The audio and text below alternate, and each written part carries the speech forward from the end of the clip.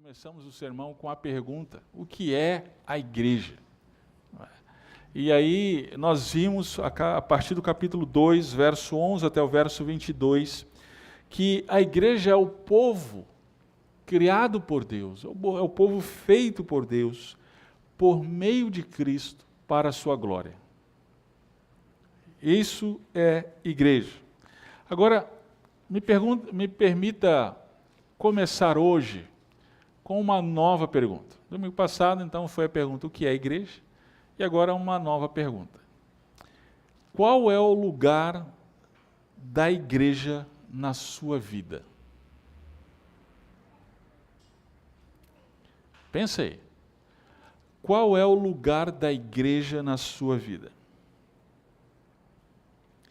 Nós sabemos que todos nós temos valores.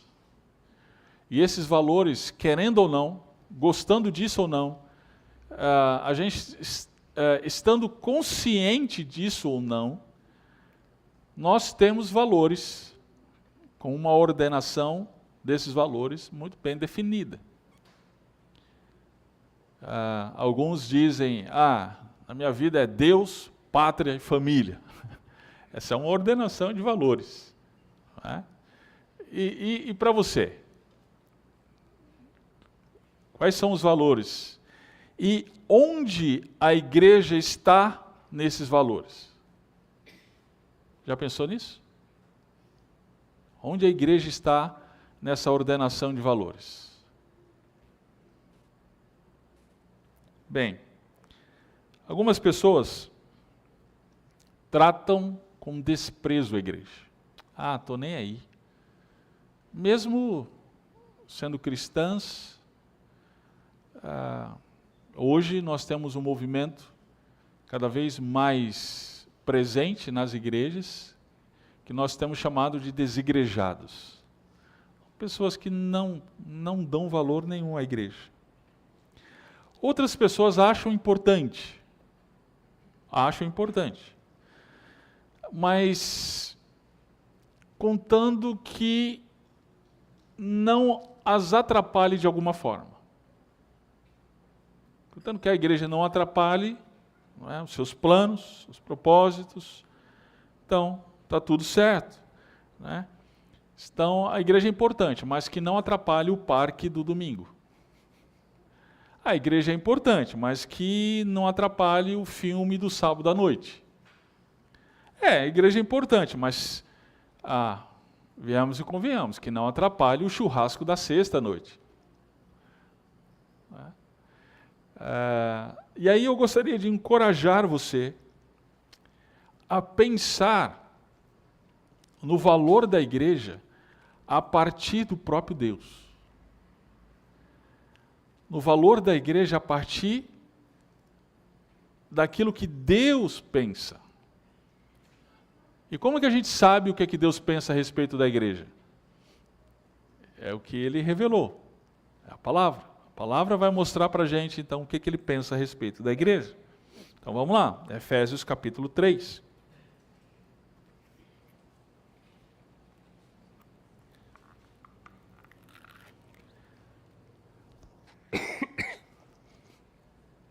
Agora pela manhã nós vamos nos deter no verso 1 até o verso 13. Diz assim: por essa razão eu, Paulo, sou prisioneiro de Cristo Jesus por amor de vós, gentios.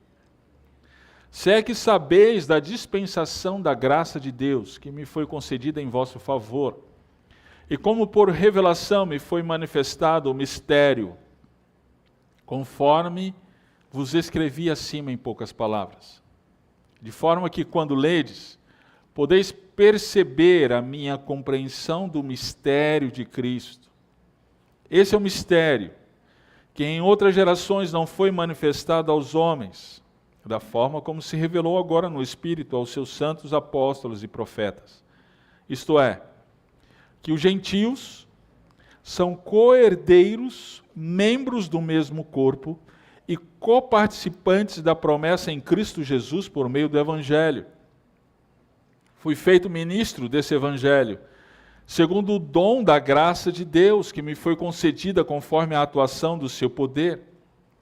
A mim, o menor entre todos os santos, foi concedida a graça de anunciar aos gentios as riquezas insondáveis de Cristo e de mostrar a todos qual é a dispensação do mistério, que desde os séculos esteve oculto em Deus, que tudo criou, para que agora a multiforme sabedoria de Deus seja manifestada por meio da Igreja, aos principados e poderios das regiões celestiais, segundo o eterno propósito que fez em Cristo Jesus, nosso Senhor, no qual temos ousadia e acesso a Deus com confiança, pela fé que nele temos.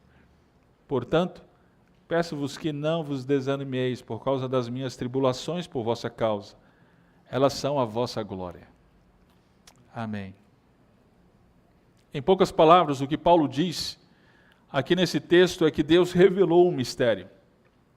Deus revelou o mistério. O assunto aqui central é essa palavra, mistério. Por que eu estou dizendo isso? Porque ele repete várias vezes. Verso 3, revelação que me foi manifestado o mistério. Verso 4, mistério de Cristo.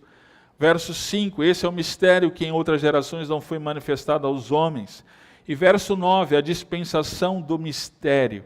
Então, por várias vezes ele repete essa palavra, mostrando que o que ele está falando é a respeito do mistério. Deus revelou esse mistério.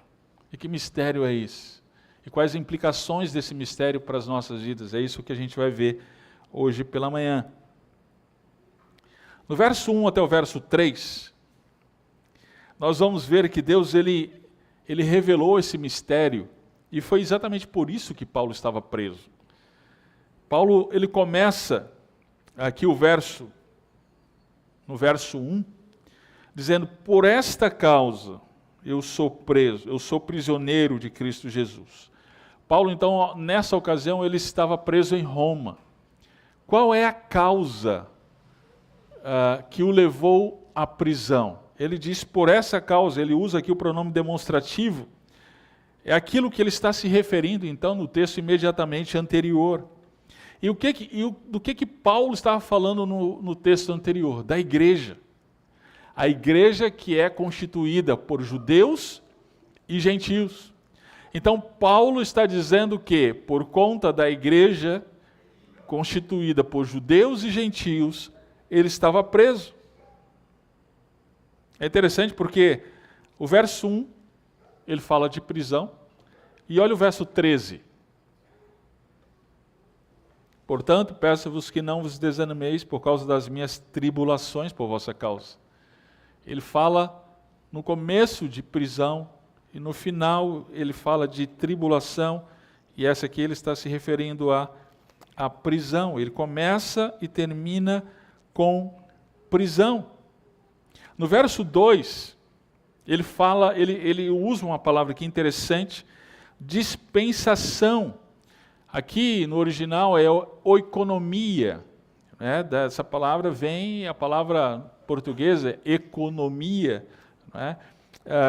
Que refere-se a um encargo dado para alguém, o encargo dado para alguém administrar alguma coisa, ok? Então, a Paulo foi dado o encargo de administrar a graça de Deus. A quem? Verso 2. Em vosso favor. Vós quem? Ele acabou de falar no verso 1. Gentios. Ou seja, Paulo estava preso, dizendo isso em outras palavras, porque Deus lhe incumbiu de mostrar aos gentios a graça divina, a graça do Senhor. No verso 3, ele diz: como por revelação me foi manifestado o mistério, conforme vos escrevi acima em poucas palavras. Ele acabou de falar, então, na sessão anterior, como eu me referi, que a graça do Senhor alcançou também os gentios. É essa revelação que Paulo está se referindo. Aqui um parêntese, querido. Não procure novas revelações. O que Deus quer que nós saibamos já foi revelado. Não interprete esse texto aqui dizendo, olha aqui, Paulo recebeu uma revelação, eu vou receber também.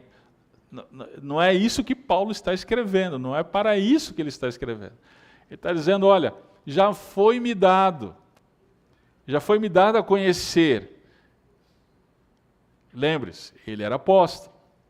Então, aos apóstolos foi dado conhecer o mistério de Deus.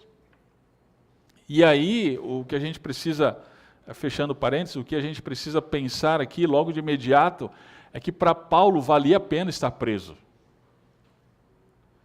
Por causa do mistério, por causa daquilo que lhe foi revelado, e por causa da oikonomia, por conta daquilo que Deus deu para ele administrar, valia a pena.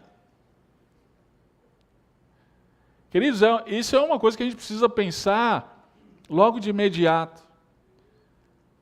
O mistério de Deus, que nós vamos ver daqui a pouquinho qual que é, vale a pena.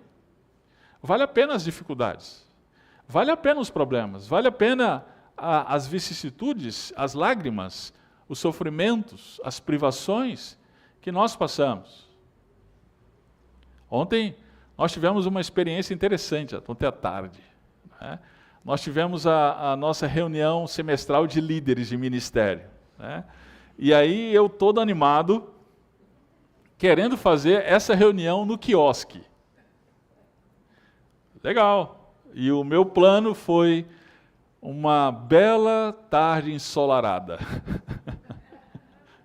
No quiosque, tomando um cafezinho, comendo bolo e conversando sobre o reino de Deus. Quer coisa melhor? Mas Deus tinha outros planos. O que aconteceu 3 da tarde, gente? O mundo caiu.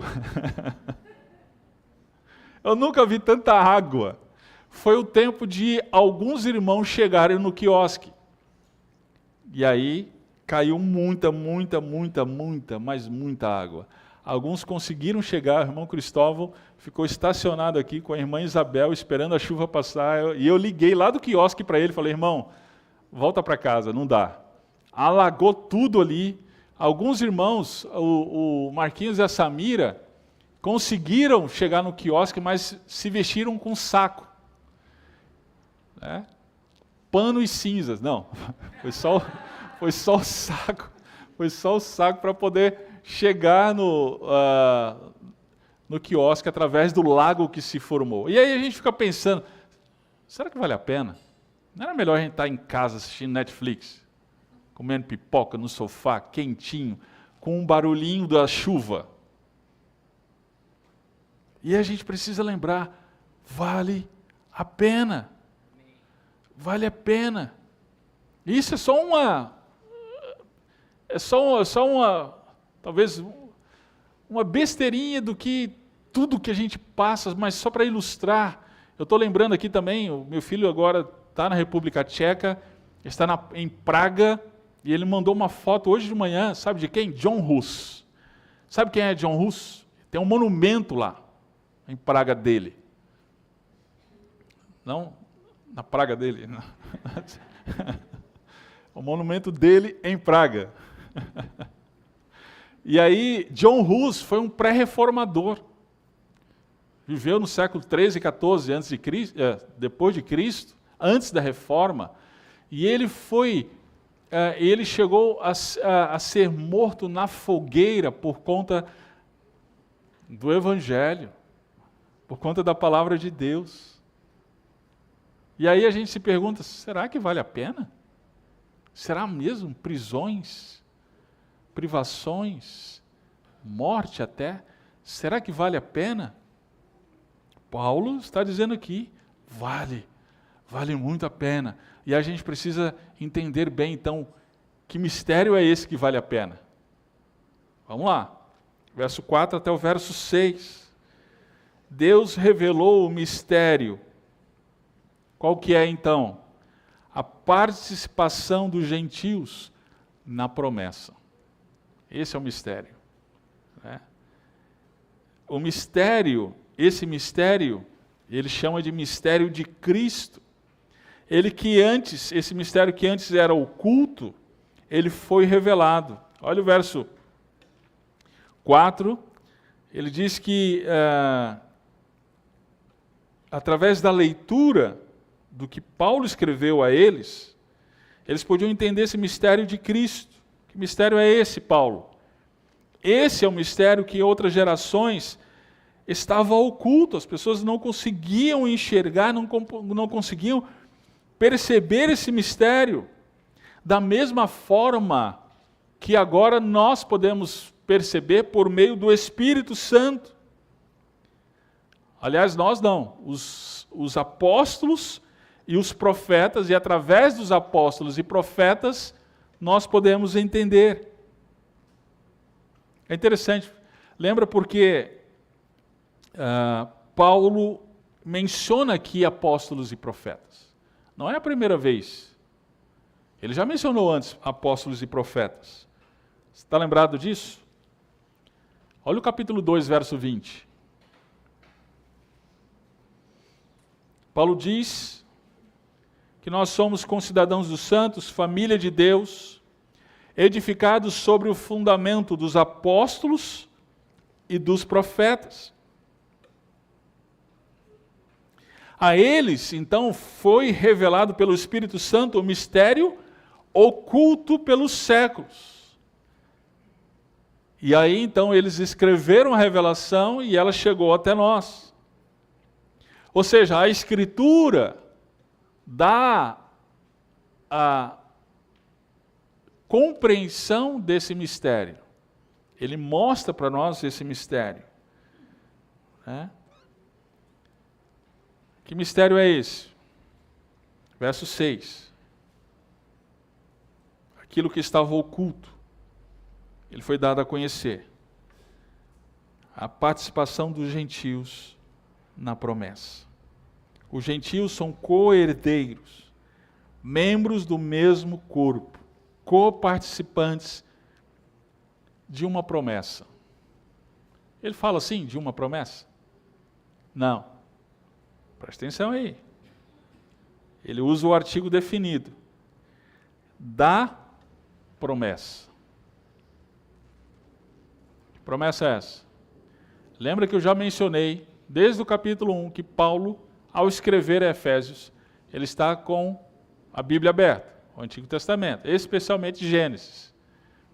Essa promessa que ele se refere é Gênesis 12. Qual foi a promessa dada a Abraão? Em ti serão benditas todas as famílias da terra. Peraí, Nelson, por que se essa promessa foi dada desde o Gênesis 12 a Abraão, então por que Paulo diz aqui que ela estava oculta? Porque os judeus não conseguiram entender. Eles não conseguiram entender que a bênção era a partir de Abraão e não exclusivamente para os judeus. Eles não conseguiram ter esse entendimento. Mas agora, através do Espírito Santo, tendo revelado aos seus servos, os profetas e apóstolos, então, agora nós podemos entender, essa bênção, essa promessa é para cada um de nós também não judeus. É para todos aqueles. Queridos, isso mostra para a gente a graça do Senhor. Nós, gentios, lembrando o que Paulo escreve no verso 11 do capítulo 2, nós, sendo chamados incircuncisão pelos que se chamam circuncisão, estávamos sem Cristo, separados da comunidade de Israel, estranhos à aliança. Nós fomos chamados para perto e fomos feitos povo de Deus. O plano de Deus foi cumprido, o plano de Deus na história foi cumprido, de que a promessa feita lá no Gênesis chegasse a nós, brasileiros, cidadãos de Indaiatuba. E isso é o quê? Graça, porque não fizemos absolutamente nada para irmos a Deus. Nem podíamos ter feito. Não poderíamos, através dos nossos méritos, chegar a Deus. Então Ele se achegou a nós. Aqueles que viviam distantes da comunidade da promessa. Queridos, isso me fala que, infelizmente, nós temos o hábito de colocar limites na salvação dada por Deus. É ou não é? A gente olha as pessoas do nosso círculo de amizades, de conhecimento, e a gente pensa assim, aquele ali só falta ser crente. Olha, aquele ali, ele vai para o céu sem baldeação. Porque, olha, pessoa correta, é uma pessoa justa, é uma pessoa íntegra, é uma pessoa que faz tudo correto. Então falta ser crente. Agora aquele ali, tem jeito não. Aquele ali, olha, nem pensar. É um tranqueira. É desonesto, é mentiroso, bebe, tem uma vida devassa. Aquele ali não tem salvação. Querido, deixa eu lembrar para você. Cristo veio para salvar judeus que estavam debaixo da lei e se achavam super honestos e bons, e veio para salvar também gentios que viviam distantes da lei de Moisés. Cristo veio para salvar a todos, judeus e gentios. Não existe aquela pessoa que Cristo não possa salvar. Não existe aquela pessoa que Cristo não possa alcançar, que Cristo não possa transformar. Pense no pior, não precisa falar.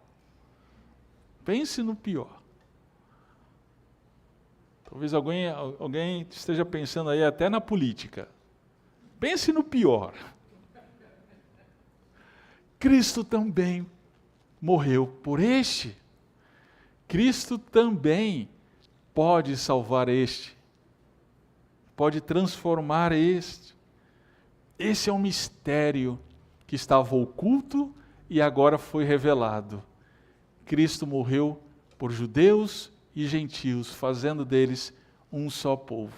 Louvado seja o Senhor por isso. Paulo continua falando desse mistério. Verso 7 ao verso 9, ele vai dizer que Deus revelou o mistério usando graciosamente seus servos para anunciar a Cristo. Não poderia ser diferente. Deus usa graciosamente seus servos para anunciar a Cristo.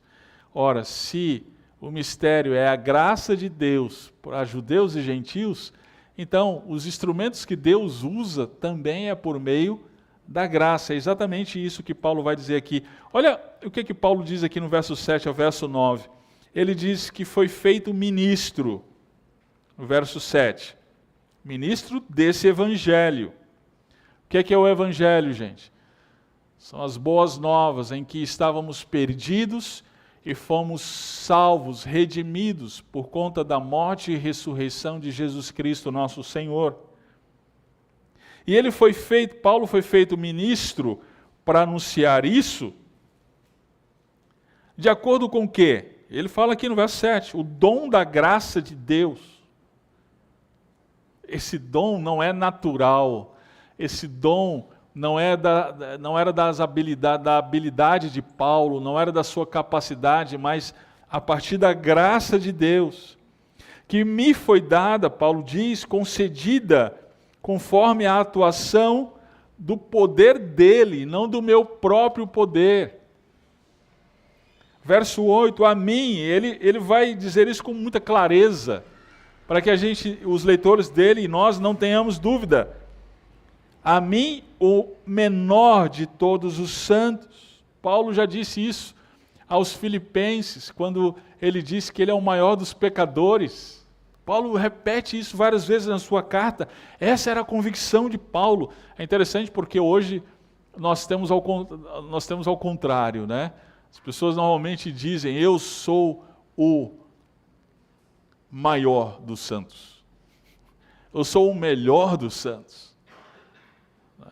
Paulo dizia, não, eu sou o mais pecador. Eu sou o menorzinho, lá. Estou lá no fim.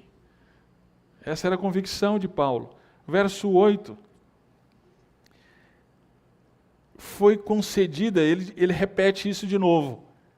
A graça, foi concedida a graça de anunciar aos gentios as riquezas insondáveis de Cristo. Querido, nós temos a tentação de enaltecer líderes. Nós temos essa tendência. Estávamos conversando ontem na reunião dos homens, que nós criamos ídolos o tempo inteiro. Nosso coração, como já diz um reformador, o nosso coração é uma fábrica de ídolos. E quando a gente fala de ídolos, a gente pensa só daquelas estátuas que as pessoas se dobram diante delas. Mas não, o ídolo é aquilo lá, mas também podem ser pessoas, podem ser ideias, pode ser até nós mesmos, né? Nós podemos nos curvar diante de instituições.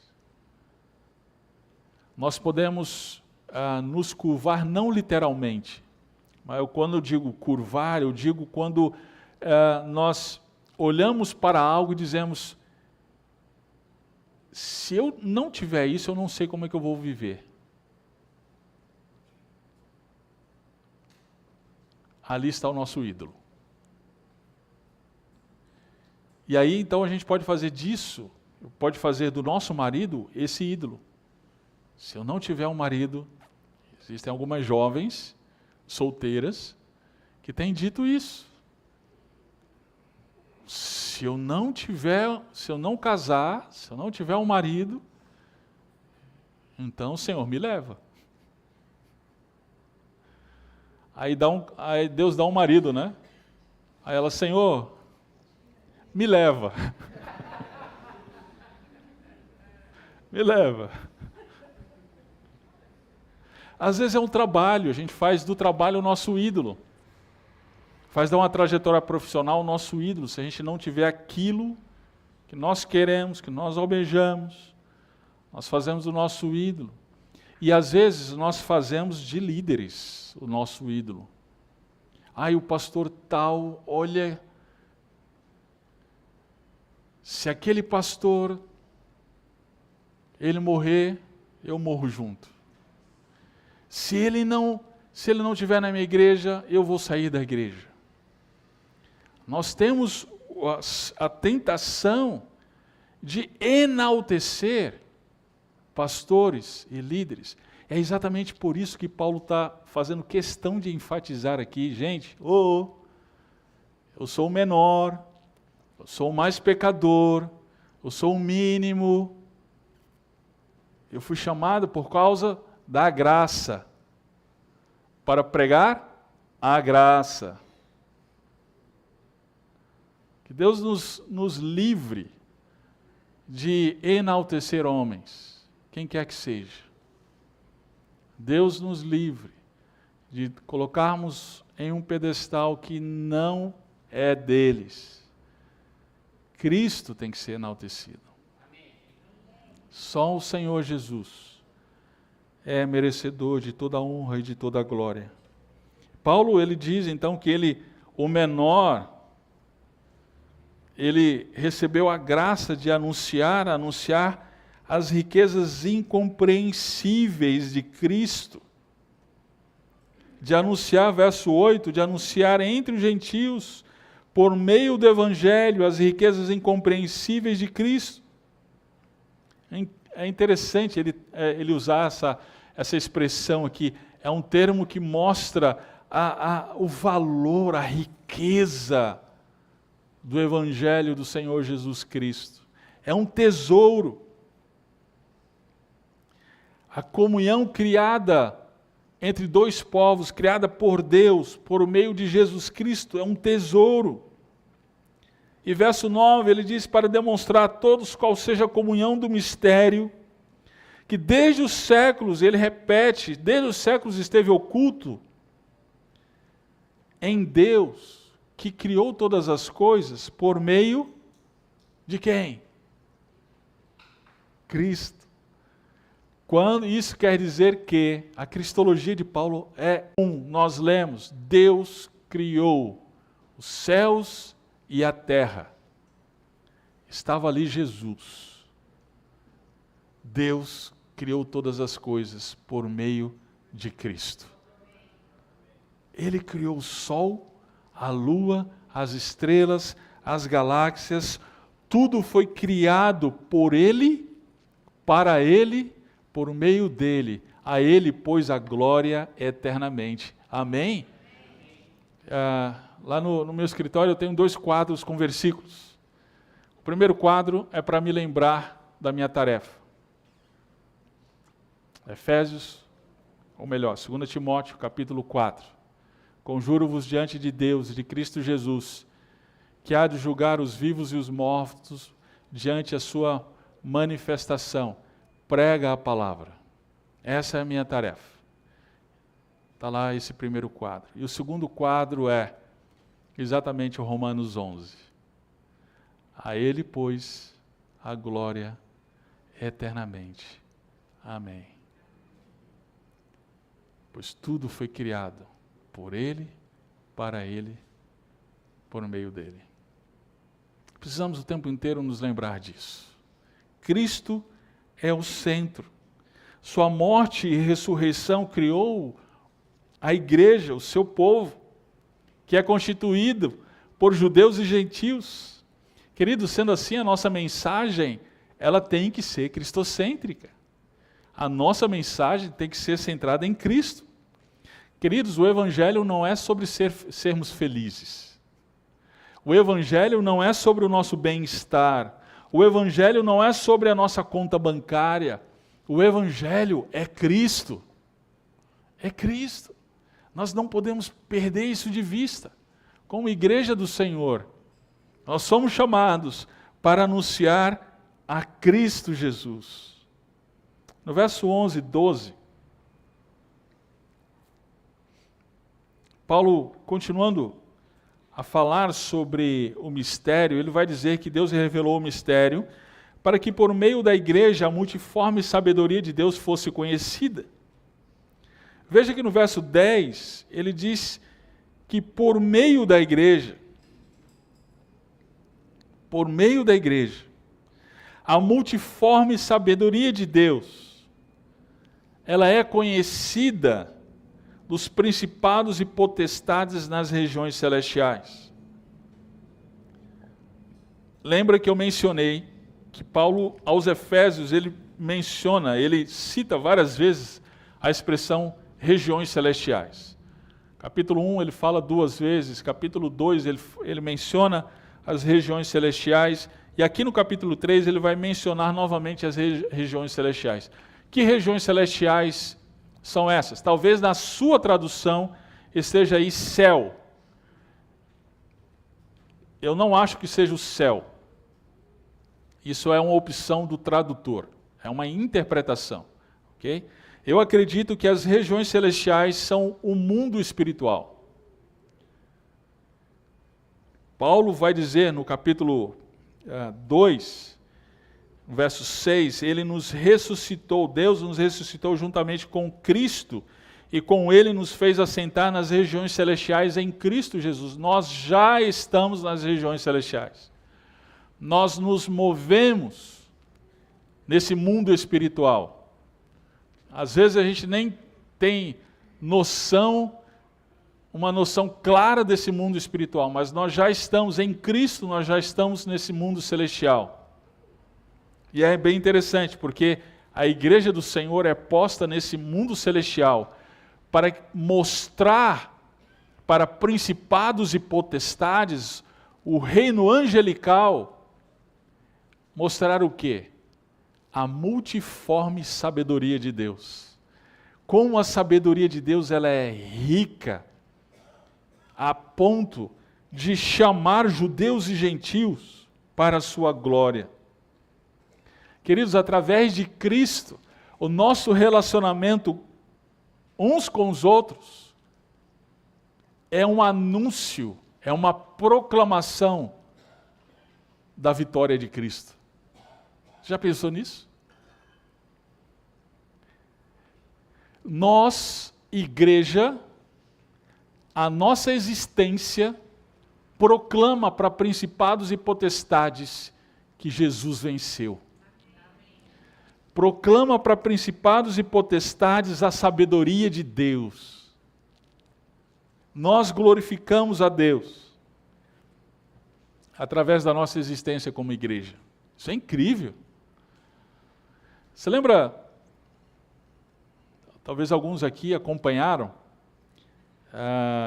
quando o ser humano chegou na Lua pela primeira vez, né?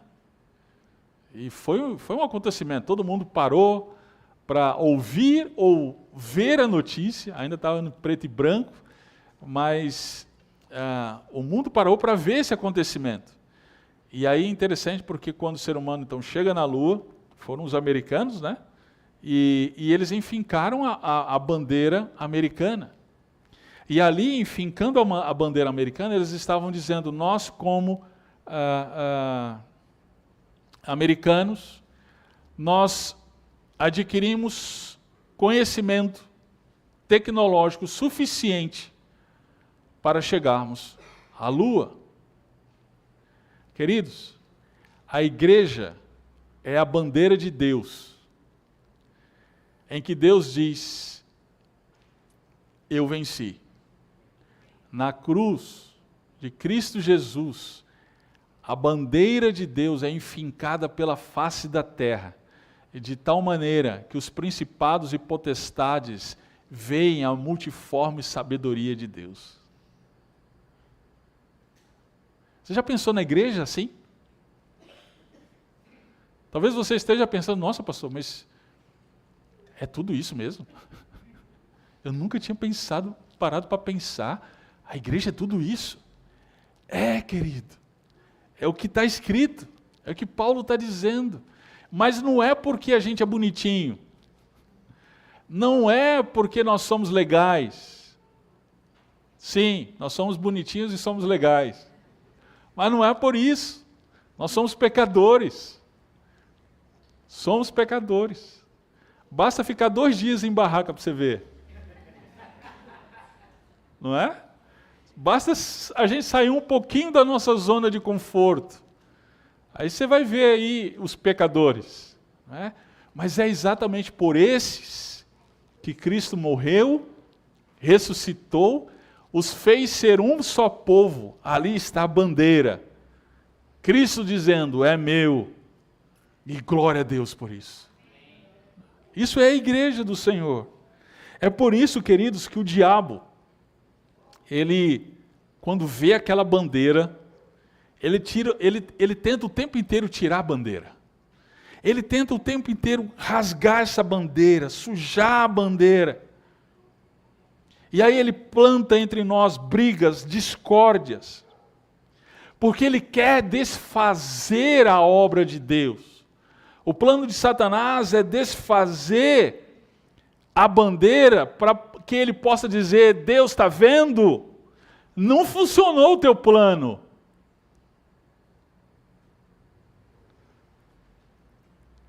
Acontece que a mesma graça que nos fez povo de Deus é a mesma graça que sustenta a bandeira.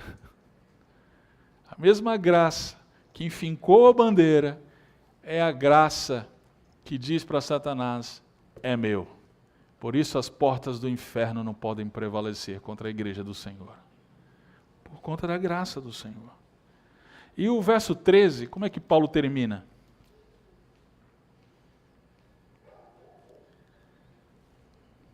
Peço-vos que não desanimem. É interessante como Paulo termina essa sessão, você não acha? Peraí, Paulo está falando aqui da igreja, está falando do mistério, por que agora ele está falando de não desanimar. Queridos, as dificuldades que temos, as dificuldades que enfrentamos, os desafios, sejam eles externos, perseguição, política, economia, políticas sociais, leis governamentais, que nos pressionam como povo de Deus, dificuldades internas, crentes imaturos, falsos crentes, são dificuldades entre nós, discórdias, brigas, tudo isso incide para a gente desanimar. Tudo isso faz com que a gente pare para pensar, será mesmo que vale a pena? E é exatamente por isso que Paulo, lá na prisão, ele olha para o mistério de Deus, para a igreja do Senhor, que foi feita, criada pelo sacrifício de Cristo. E Paulo diz, vale a pena, não desanime. Não desanime.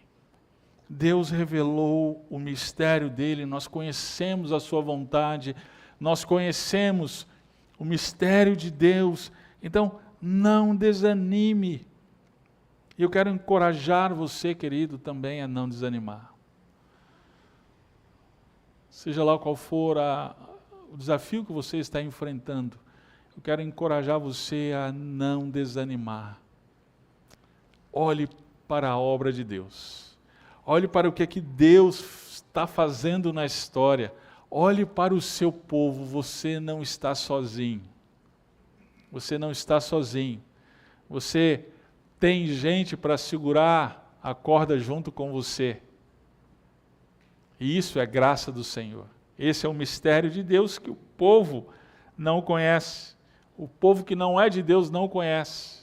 As nações não conhecem. Mas Deus nos deu a conhecer. Algumas perguntas para a gente pensar.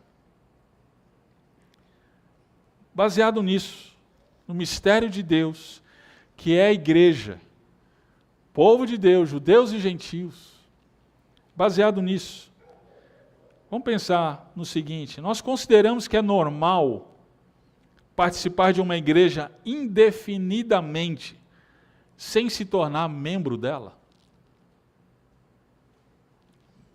Será? Será que nós buscamos integração com outros irmãos da igreja, de segunda a sábado, ou é só no domingo?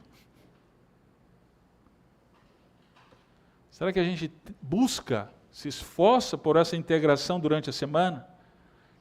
Será que a gente acha normal se ausentar das reuniões da igreja?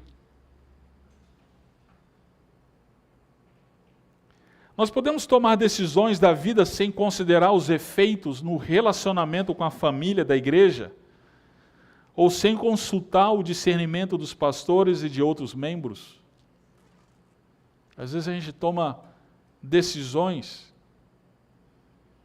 que têm efeitos no relacionamento com a igreja e a gente nem sequer considera isso. Será que a gente compra ou aluga casa sem considerar a capacidade de servir a igreja? Sabia que até se a igreja é tudo isso mesmo que Paulo está dizendo, então eu preciso considerar quando eu compro ou alugo uma casa e como que eu vou servir a igreja do Senhor através daquilo que o Senhor me deu. Uma coisa para a gente pensar. Será que a gente se dá conta de que somos responsáveis pela saúde espiritual e sustento físico dos membros da igreja?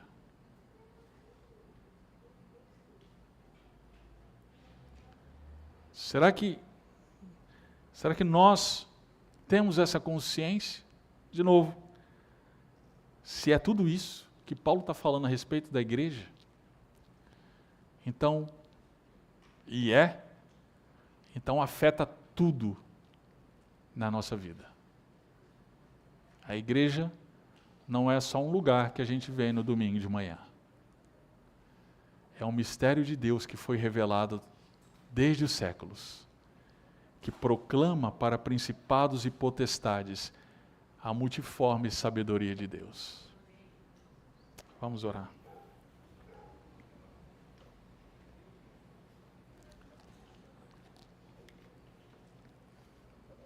Pai, obrigado, Senhor, por Tua palavra, porque a Tua palavra nos ilumina os olhos, mostra para a gente o mistério que estava oculto desde os séculos, mas o Senhor nos mostrou por meio da Tua palavra, e Te damos graças por isso.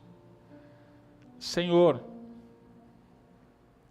nos livra, Pai, de desprezar a Tua igreja, nos livra de tratar a Tua igreja de qualquer forma, como mais uma atividade da semana, mas que possamos ver o povo pelo qual o Senhor morreu e ressuscitou. Que é aquele constituído por judeus e gentios, gente debaixo da lei de Moisés e gente fora da lei,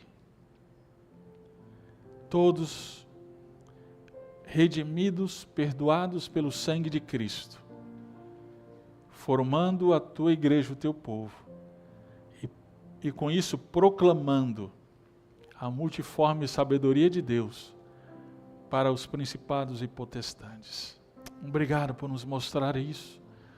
Obrigado, Pai, por nos abrir os olhos e nos ajuda a servir a Tua igreja, o Teu povo, mesmo em meio às dificuldades, porque vale a pena. Em Cristo nós oramos. Amém.